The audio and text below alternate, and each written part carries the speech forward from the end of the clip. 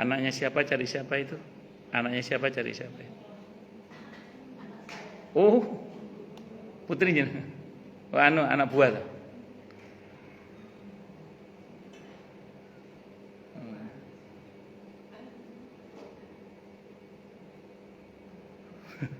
Ya pun, sampun apa lagi?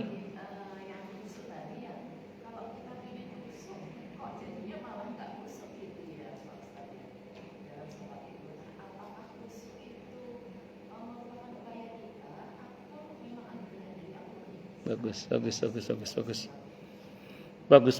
Saya mau terangkan dulu yang pertama berkenaan dengan Al-Quran, arti. Ini sependek yang saya ketahui, Bu ya, semakin kita berusaha menerjemahkan bacaan di dalam sholat, semakin kita nggak khusyuk. Iya, jadi saya ulang, semakin kita berusaha menerjemahkan bacaan sholat di dalam sholat, semakin kita nggak khusyuk. Matur nuwun sanget Ibu Anang nggih, jazakillah khairan. Semoga Allah berkahi jenengan beserta keluarga, amin Allahumma insyaallah. Nah, jadi itu penting, Bu. Kenapa? Karena idealnya Bu ya, arti bacaan sholat itu, kecuali yang ngerti bahasa Arab yang nggak ada masalah. Tapi bagi yang nggak ngerti bahasa Arab, itu bacaan sholat itu kalau bisa dipelajari artinya di luar sholat. Ibu kalau baca buku pesolatan atau fikih sholat atau apalah terserah yang ibunya itu pelajari itu bacaan sholat itu artinya. Nanti begitu sholat, ibu jangan sibuk menerjemahkan, sibuk merasakan dialog dengan Allah dalam bacaan sholat itu. Fatihah itu isinya ini loh, maka ibu rasakan. Pas baca Fatihah itu ibu rasakan komunikasi dengan Allah itu. Ruku subhanallahadzim itu artinya itu loh, intinya itu artinya. Rasakan bagaimana kita mengakui keagungan Allah. Kita sujud bagaimana kita merasakan betapa maha tingginya Allah dan berapa rendahnya kita. Jadi saat sholat kita tidak sibuk menerjemah, tapi sibuk merasakan. Awalnya di sini memang awalnya, tapi terus turunkan ke bawah. Rasakan. Kalau fokus di sini, nanti yang kaku sini nanti. Pernah nggak ibu sholat fokus di sini, yang kaku sini nanti itu? Enggak. Makanya rasakan di sini. Ini mohon maaf, ini sependek yang saya pahami, nggih. Jadi kalau saya secara pribadi itu sependek yang saya upayakan adalah bagaimana saya merasakan. Jadi bukan sibuk menerjemahkan. Walaupun alhamdulillah masya Allah saya bisa bahasa Arab. Jadi paling enggak ya ngerti lah, omong ngerti maksudnya ki apa ning, itu saya sibuk merasakan daripada sibuk menerjemahkan. Nah, saran saya terjemahan bacaan sholat itu dipelajari di luar sholat. Saat sholat tinggal dirasakan saja. Iki ternyata pas sujud itu maksudnya kita ke Allah itu ngomongnya gini. Nonton nggih, satu dulu. Yang kedua mengenai khusyuk. Khusyuk itu anugerah dari apa? Oh, bacaan pendek. Iya, tajwid itu tetap dipakai. Tajwid untuk Al-Qur'annya kan. Kalau untuk selain Quran enggak harus pakai tajwid. Kita baca hadis enggak harus pakai tajwid. Tapi kalau perihal soal Al-Quran harus pakai tajwid di dalam sholat. Jadi kalau ibu sudah belajar tajwid, pakai tajwidnya. Kalau ibu sudah belajar, kalau belum belajar ya sebisanya sudah kalau gitu. Iya, saya izin. Jadi kalau kita sholat, ya bisa Bismillahirrahmanirrahim. Alhamdulillahirrabbilalamin. Ar-Rahmanirrahim. Maliki yaumiddin. Kan tetap panjang itu ya Pak. Walaupun bil jadr dengan cepat. Panjang pendek cepat, nada cepat sama nada lambat tentu beda kan. Kalau kita nada cepat, panjang dikit aja udah panjang itu. Misalnya Alhamdulillahirabbil Ar-Rahmanirrahim Maliki yaumiddin. Kalau kita ngomong tajwid lah ya. Tapi secara hukum fikih, andaikan pun misalnya ibu nggak pakai panjang pendeknya, asalkan maksudnya adalah Al-Fatihah, insya Allah tetap sah. Bisa dipahami ya? Ya, saya ulang. Ibu sholat, ibu baca Fatihah, panjang pendeknya ada salahnya, bukan sengaja salah, ada salahnya. Itu tetap sah karena orang tahu ini Fatihah maksudnya. Bisa dimengerti nggih? Itu seperti itu. Saya tahu kalau yang sir itu agak susah menjaga tajwidnya memang.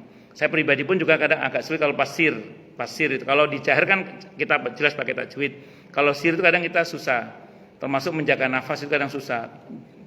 disuarakan dengan sir itu lebih enak disuarakan kalau untuk jaga nafas. Misalnya ihdinas siratal mustaqim siratal ladzina an'amta 'alaihim ghairil maghdubi 'alaihim waladdallin. Amin. Itu kalau dijaharkan. Kalau disirkan kan kadang siratal ladzina an'amta 'alaihim. Itu kadang malah lebih pendek nafas itu kalau disirkan itu kadang. Nah, tapi nggak apa-apa, memang harus sholatnya sir kan?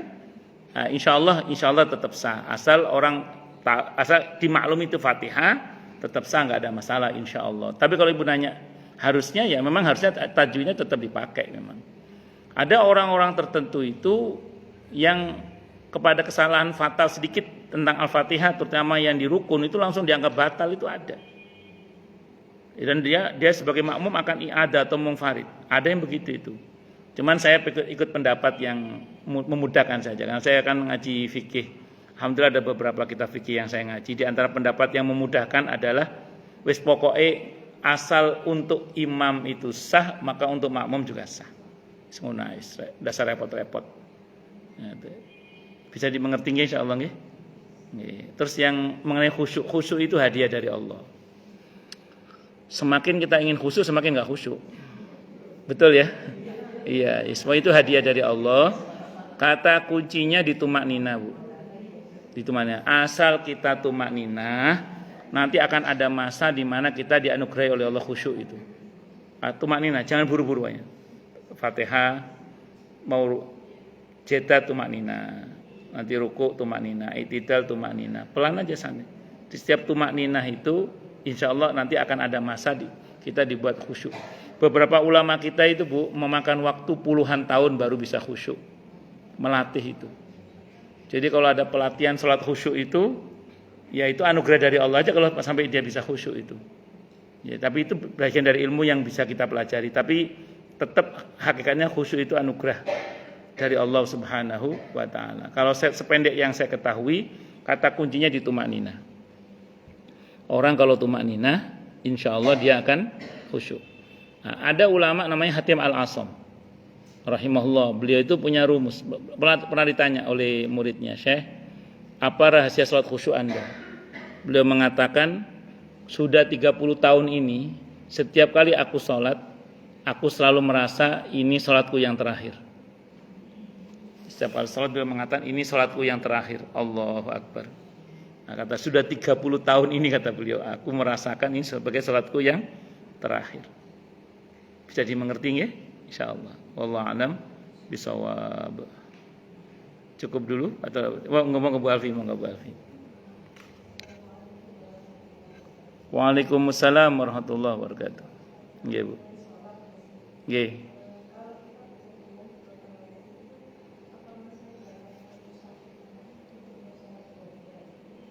Kalau kita ke kota lain terus rukhsah keringanan itu nggih. Sekarang pertanyaan kota mana dulu, Bu? Kalau kota wisata kan dekat sini kota. Nggih. Baik. Nggih.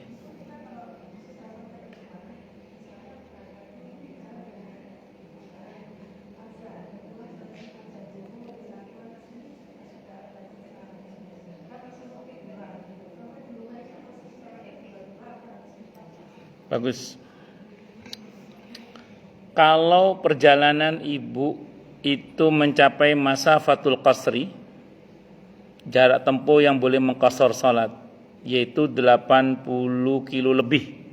Saya lupa pasnya 83 atau 85, saya lupa itu. Pokoknya 80 kilo lebih lah pokoknya. Itu ibu di kota yang dimaksud, ibu boleh mengqasar, menjamak qasar atau mengqasar terserah ibu, salat di dalam kota yang ibu berada itu. Kalau nggak kemana-mana ya, itu 4 hari, 3 atau 4 hari. Tunggu dulu, kalau ibu nggak kemana-mana. Tapi kalau ibu wirawiri, kayak misalnya saya itu di Jawa Timur, saya kadang wirawiri, saya kan musafir kalau Jawa Timur, rumah saya ada, rumah saya kan di sini. Saya wirawiri ke Jember, ke Probolinggo, ke Surabaya. Selama saya wirawiri itu, saya musafir namanya. Kalau wirawiri, selama wirawiri itu saya ambil rukhsah enggak apa-apa, mau saya wirawiri kok. Tapi kalau saya mencelok di rumah mertua atau di rumah kakak saya misalnya, mencelok di situ nggak kemana-mana 4 hari, maksimal 4 hari, 3 atau 4 hari. Loh itu Rasulullah Muhammad SAW 19 hari di Mekah, beliau ngambil rukhsah. 19 hari itu Nabi kemana-mana Bu, ke Hunain, ke Taif, keliling-keliling, dan itu jauh-jauh perjalanannya. Nah, jadi bukan mencelok gitu. Nah, makanya beliau ngambil rukhsah terus. Nah, kalau ibu masih keliling-keliling, keluar-keluar itu ya berarti ibu masih musafir. Berarti ibu masih bisa ngambil rukhsah terus selama ibu masih musafir. Itu sebabnya kalau ibu mencelok nggak kemana, misalnya ibu di Bandung nggak kemana-mana udah ya 4 hari maksimal. Nah, begitu ibu pulang, dalam perjalanan pulang artinya musafir lagi kan itu, nah, boleh ngambil rukhsah lagi. Sampai rumah itu ibu sudah nggak boleh qashar lagi. Kenapa? Karena qashar itu untuk di luar kota, tidak di dalam kota. Tapi kalau ibu sampai di Kerawang misalnya, atau sampai di Cikarang, atau sampai di Cikampek, ibu berhenti sholat dulu. Karena itu zuhur kan, ibu tarik asar ke zuhur dengan cara jamak qashar, boleh tidak apa-apa. Karena masih di luar kota. Kalau begitu masuk kota Bekasi, tidak boleh sudah qashar. Kalaupun boleh jamak kalaupun boleh. Itu pun ada pendapat yang mengatakan sebelum sampai rumah, sebelum sampai kampung. Ya misalnya ibu masih di Galaksi misalnya, atau masih di mana, transit di masjid mana, jamak. Nah, tapi nggak boleh qashar kan, di dalam kota nggak boleh qashar, jamak aja. Nah, tapi kalau misalnya ibu kepepet, karena fakta ada ibu-ibu yang kepepet misalnya pulangnya malam, kayak ibu-ibu SVP kan sering ngajak saya jalan-jalan di sini belum. Itu itu kadang kalau pulang malam itu, kadang kita sholat di rest area. Tapi ke beberapa ibu-ibu kadang-kadang kan kotor, merasa badannya kotor, kadang sholat itu udah enak. Di rumah boleh nggak Ustaz? Ya sudah, karena tidak mungkin ada masjid yang kita mampir karena jam segitu udah pada tutup semua. Saya bilang di rumah tidak apa-apa. Pakai pendapat yang meringankan, di mana menjamak sholat dalam kota itu boleh, tapi jangan sering-sering. Iya, jadi boleh, tapi jangan sering-sering. Ngoten nggih? Boleh Bu, tapi jangan sering-sering. Kan mboten setiap hari ngoten toh? Nggih, boleh mboten napa-napa. Kenapa? Tapi jangan dikosor. Kalau dalam kota jangan dikosor ya. Pokoknya begitu masuk kota Bekasi jangan dikosor. Nggih, jangan diperpendek. Tapi dijamak saja. Rakaatnya tetap berarti nggih 4 berarti. Tadi kan jenengan sampai asar nggih. Zuhur ditarik ke asar tidak apa-apa, 4 berarti. Ngoten. Nggih, ngoten nggih. Wallahu a'lam. Nggih, monggo Bu Dona. Terakhir biasanya.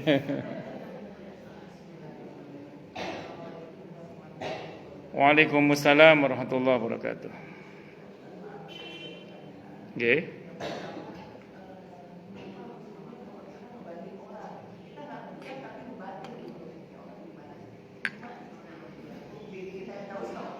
Nggih.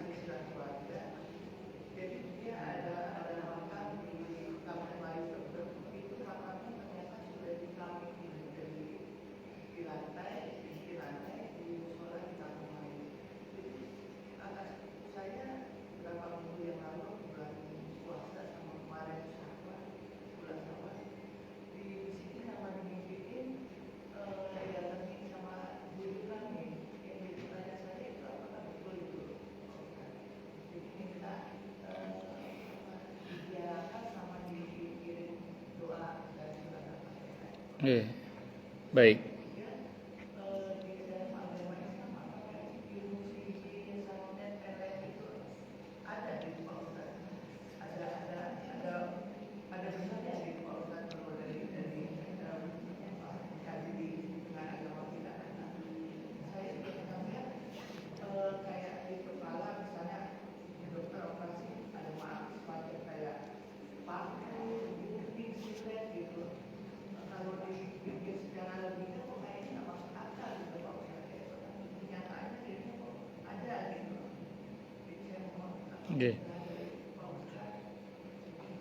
Baik, baik, baik. Waalaikumsalam warahmatullahi wabarakatuh. Pertama, apa tadi pertama? Bantu ingat yang pertama. Oke, baik. Saya jawab dulu yang pertama dulu. Ada ayat di akhir surah Al-Baqarah itu punya begini. In tubdu au tukhfuhu yuhasibukum bihillah. Apapun yang terang-terangan diucapkan atau yang dibatin semua dihisab oleh Allah. Sahabat, entar dulu selesai. Sahabat nangis, Bu. Sowan sama Allah, sowan sama Rasulullah Muhammad SAW. Ya Rasulullah, kalau yang seliweran di batin, di pikiran, kan kita ini otak monyet, Bu, ya, berisik banget otak kita itu. Kan begitu ya, berisik banget. Jangan mikir pisang, langsung keluar pisang gitu kan. Ya, itu kita. Nah, kita ada orang apa kan kadang langsung komentar hati itu, ya kan? Itu kalau dihisap, kata sahabat, ya Rasulullah, kalau yang berisiknya hati, berisiknya pikiran dihisap, celaka habis kita ya Rasulullah. Kata Rasulullah gini. Lah terus piye? Bagaimana itu? Ya. Terus sudahlah, jangan kayak Bani Israel yang samina wa asaina, sama Allah samina wa atona ajalah, kata Nabi gitu. Nah, sahabat, nggih pun nurut mawon samina wa atona. Terus Allah turunkan ayat yang melanjutkan ayat itu kan, intubdu au tukhfu yuhasibkum bila fayaghfiru liman yasha wa yu'adzibu man yasha. Terus sampai akhirnya la yukallifullahu nafsan illa wus'aha dan seterusnya. Yang kesimpulannya apa? Seliwerannya hati, berisiknya otak itu tidak dihisab. Ya, jadi selama tidak terekspresikan. Misalnya Ibu tadi ngomong soal Ibu ini ya gini, tapi dalam hati itu belum ada hisapnya. Tapi kalau udah begini, dasar Ibu ini udah ngomong itu ada hisapnya, udah ngomong itu ada. Atau enggak ngomong tapi mencela pakai ekspresi, makanya ada wailul likulli humazatil lumazah. Humazah dan lumazah itu ada mencela pakai lisan verbal, ada yang non verbal ekspresi. Misalnya Ibu enggak komen, cuma begini. Itu masuk itu. Hati-hati itu. Ibu buang muka dalam hati, belum ada hisapnya. Tapi kalau sudah begini, udah. Itu sudah ada hisapnya. Gitu. Bisa dipahami nombotan. Jadi selama Ibu Dona itu tidak berekspresi secara zahir, sampai situ aman insyaallah. Walaupun itu jangan dipelihara. Usahakan, astagfirullah, ngomong apa sih tadi dalam hati gitu. Walaupun itu nggak ada hisapnya insyaallah. Bu, kalau berisiknya hati dihisap, habis kita itu. Itu sahabat pernah ngeluh gitu. Kan maaf, otak kita kan otak monyet kan, berisik banget itu. Iya, itu satu. Yang kedua apa tadi Bu, tentang bisikan tadi ya. Oke. Kalau mengenai bisikan itu, sayang saya lupa ayatnya. Saya pernah baca satu ayat itu yang menerangkan bahwa sekali waktu kadang memang kita mendengar suara orang yang berada di dimensi lain seperti barzah misalnya. Cuman kan kita ini bukan nabi ya. Jadi kita ini nggak punya filter untuk bisa menfilter apakah ini dari jin ataukah dari yang bersangkutan betul gitu loh. Nah, karena kita tidak punya filter, maka kita timbang pakai syariat aja bisikan itu. Kalau bisikan itu sesuai dengan tuntunan syariat, laksanakan tidak apa-apa.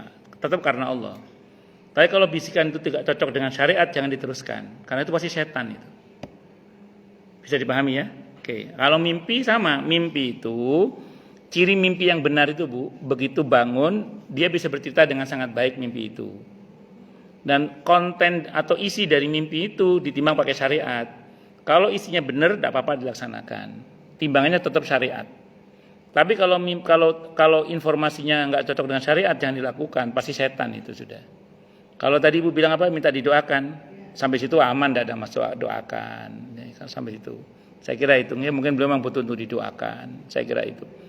Saya itu pernah mimpi ibu kontrakan saya yang zaman saya masih di Surabaya dulu. Beliau kan meninggal. Itu beliau teriak-teriak pas malam itu. Ustaz, tolong doakan saya. Beliau itu seperti orang tersiksa gitu ya. Ya sedikit banyak saya tahu lah perbuatan beliau, saya sedikit banyak tahu. Nah, beliau teriak gitu. Terus saya bilang, iya Bu, saya doakan. Saya doakan Mi. Saya panggilnya Umi itu. Saya doakan Mi itu. Saya terbangun malam itu, saya doakan langsung. Sambil ini nggak pernah mimpi lagi, mudah-mudahan beliau sudah baik-baik saja, amin insyaallah, mudah-mudahan. Dan itu, tapi itu kan selama cocok dengan syariat tidak ada masalah. Kalau nggak cocok jangan, itu pasti setan. Nah, ngoten nggih?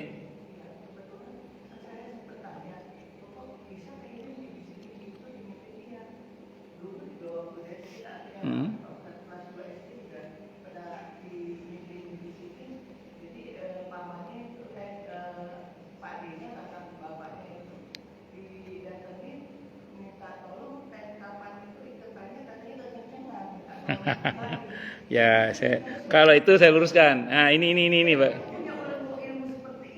Enggak. Kalau yang soal tali kepocong yang diikat itu gini, dalam fikih Islam, tali ikat kain kafan itu tidak harus dibuka, tapi adabnya dibuka. Adabnya, akhlak bukan keharusan. Tapi kenapa, Bu? Oh, bukan sunnah, adab itu akhlak, tata krama. Akhlaknya andai kan nggak dibuka tidak ada masalah secara hukum. Jadi nggak tuh nanti jadi pocong itu ndak ada. Kan hantu pocong itu di dalam babat tanah Jawa kan ndak ada aslinya. Jawa itu hazanah hantunya itu banaspati, kepala yang terbakar keliling-keliling itu. Karena dulu orang di Jawa itu kalau mati dibakar. Begitu Islam masuk dikafani, muncullah mitologi hantu yang kayak permen lompat-lompat itu. Nah itu karena memang hantu itu sesuai dengan mitos masyarakatnya. Makanya kalau terjadi konferensi hantu itu yang paling ngenes itu hantu dari Indonesia. Karena di luar negeri itu hantunya keren-keren, pakaiannya keren-keren. Kita kayak surter ngesot, sundel bolong. Iki ya apa ceritanya? Ngomong kayak meti-meti kok angel-angel kabeh iki. Nah, jadi saya ulang, Bu ya. Ya, makanya gini, ditimbang pakai syariat. Mengenai tali pocong nggak usah turuti aja itu. Kenapa? Karena dibuka nggak dibuka dalam Islam secara hukum tidak ada masalah. Tapi secara adab memang dibuka. Ibu tahu kenapa dibuka, hikmahnya apa? Karena jenazah itu pada waktu tertentu dia akan melembung. Kalau dia masih terikat, itu meletet kayak lepet nanti. Itu tidak memuliakan manusia. Makanya laqad karramna bani Adam, kata Allah. Sungguh kami telah memuliakan anak Adam. Supaya manusia itu tidak meletet saat terikat, pada saat dia harus melembung badannya itu. Maka adabnya dilepas tali itu. Adabnya ya, saya ulang, bukan keharusan. Bukan hukum wajib, bukan. Tapi adabnya. Itu seperti itu. Itu yang saya pahami. Wallahu a'lam bishawab. Ngaten nggih? Nggih. Terus yang terakhir apa tadi, Bu? Oh, sihir itu dalam Al-Qur'an ada. Dan kita wajib mengimani, tidak untuk takut kepada sihir, tapi untuk betapa kita harus baik-baik sama Allah supaya kita selamat dari gangguan sihir itu. Di Al-Qur'an sihir yang ada itu antara lain misalnya membuat seorang suami bosan kepada istrinya, istri bosan kepada suaminya, yang ujungnya pada perceraian. Itu ada bentuk sihir Harut Marut seperti itu. Ada bentuk sihir itu yang membalik mata, tali tambang tampak seperti ular. Ya membalik mata, tipu daya itu. Nah, ada nanti sihir itu dalam bentuk yang menghancurkan usaha, seperti Nabi Ayub alaihissalam dihancurkan usahanya oleh setan, terus kemudian membunuh anak-anak bahkan. Itu seperti itu. Nah, kita ini percaya kepada adanya sihir, tidak untuk takut kepada sihir. Karena di surah An-Nisa ayat 76 Allah menyatakan inna kaidasyaitani kana dha'ifa. Tipu daya setan itu lemah. Nah, tapi ingat, kita juga lemah. Wa khuliqal insanu dha'ifa. Kita juga lemah. Supaya menang menghadap kepada Allah, baik-baik sama Allah. Maka Al-Falaq An-Nas jangan lupa. Ayat kursi jangan lupa. Ya, itu supaya kita selamat insyaallah. Ngaten nggih? Wallahu a'lam bishawab. Mengenai penamaan itu lokal aja. Istilah santet, gendam, napa namine niku? Teluh, semar goyang, aji semar goyang, semar mesem, semar mendem itu, itu macam-macam lah itu. Itu istilah lokal aja itu. Pun cukup dulu nggih. Dan kita tutup dengan hamdalah. Alhamdulillahirabbil alamin. Semoga kajian kita bisa bermanfaat, mubarakah fid dini wa dunya wal akhirah untuk kita, keluarga kita dan seluruh umat Islam semuanya. Dan mudah-mudahan kita semua dijadikan oleh Allah sebagai orang-orang yang sukses dunia akhirat. Selamat dunia akhirat, bahagia dunia akhirat, dan dipermudah setiap urusan kita oleh Allah. fid dini wad dunya wal akhirah. Semoga Allah limpahkan hidayah selalu untuk kita. Semoga Allah tingkatkan selalu hidayah untuk kita, dan semoga Allah berikan hidayah untuk siapapun yang melihat kita. Subhanakallahumma bihamdika asyhadu an la ilaha illa anta astaghfiruka wa atubu ilaik. Sallallahu alaihi Muhammad wa ala alihi washabihi wasallam. Saya mohon maaf. Wassalamualaikum warahmatullahi wabarakatuh.